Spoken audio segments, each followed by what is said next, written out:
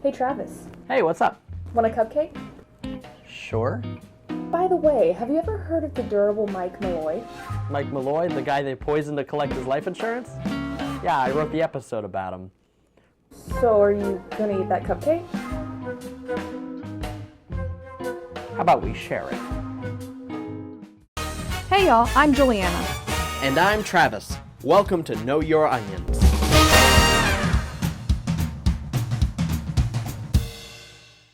Stories of crime throughout Prohibition have long fascinated the public. From gang violence to bank robberies, there seems to be no length to which criminals would not stoop. But what happens when you combine the desperation of the Great Depression, the heavy drinking of Prohibition, and a gang of goons that can't seem to get anything right? You get the murder of the Durable Mike Malloy.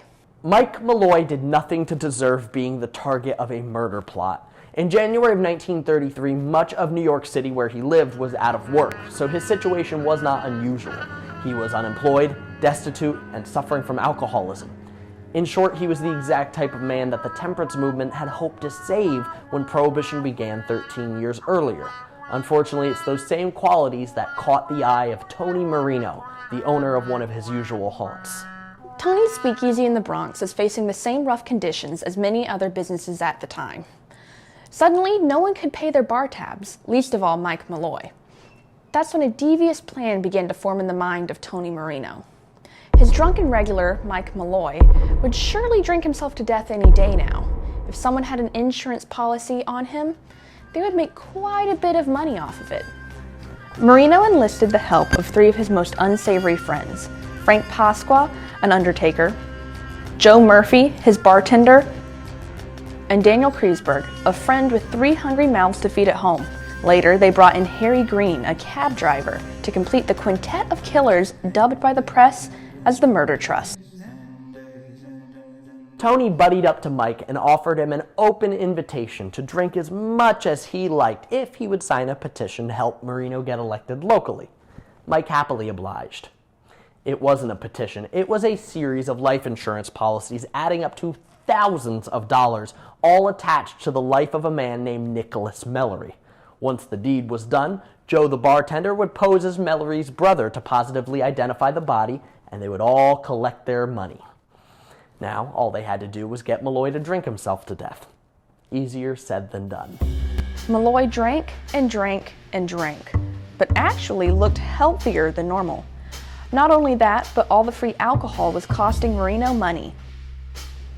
They started to replace his drinks with antifreeze, but watched as Malloy effortlessly knocked the chemical back without issue. From there, they started serving him drinks laced with turpentine, rat poison, and horse liniment, all of which should have killed him, but he kept coming back for more. That's when they moved on to poisoning his food. First, they soaked raw oysters in wood alcohol after Pasqua swore that he had seen a man die while eating oysters and drinking whiskey. Malloy, though, happily gobbled them up with no issue. The next time he came in, he got a second course, a sandwich containing spoiled sardines and shards of metal. Once again, Malloy was fine. Increasingly frustrated with their failures, the boys had to get more creative.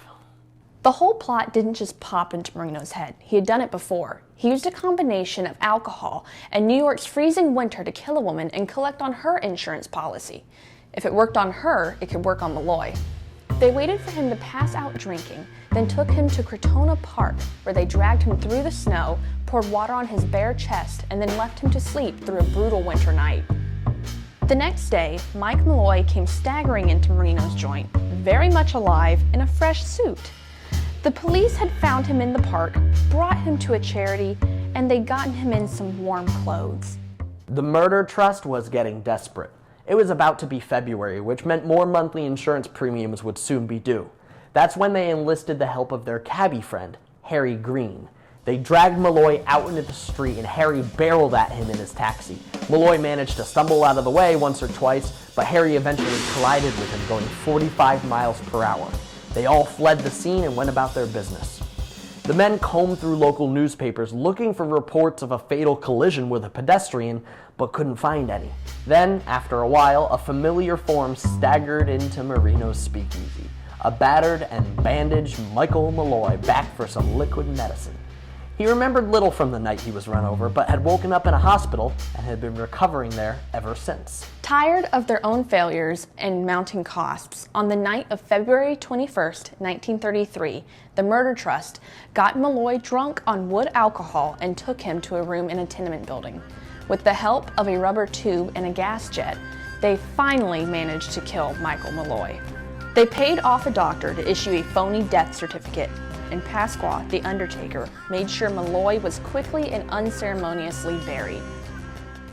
With the death certificate in hand, Joe Murphy was able to collect on one of the insurance policies for $800, but the agents for the other policies quickly became suspicious. Police started to hear rumors around the Bronx about an unkillable man who was a frequent guest of Tony Marino's. All 5 men were arrested, charged with murder, and convicted. Harry Green, the cab driver, was sentenced to life in prison, but Tony Marino, Frank Pasqua, Joe Murphy, and Daniel Kreisberg were all sentenced to death at Sing Sing prison. Unlike the murder trust, the electric chair was a competent killer.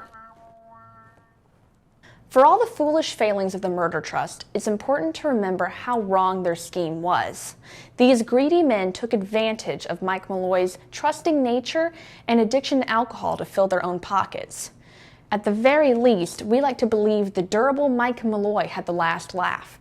After all, it was his resilience that made sure these murderous knuckleheads were caught and justice was served.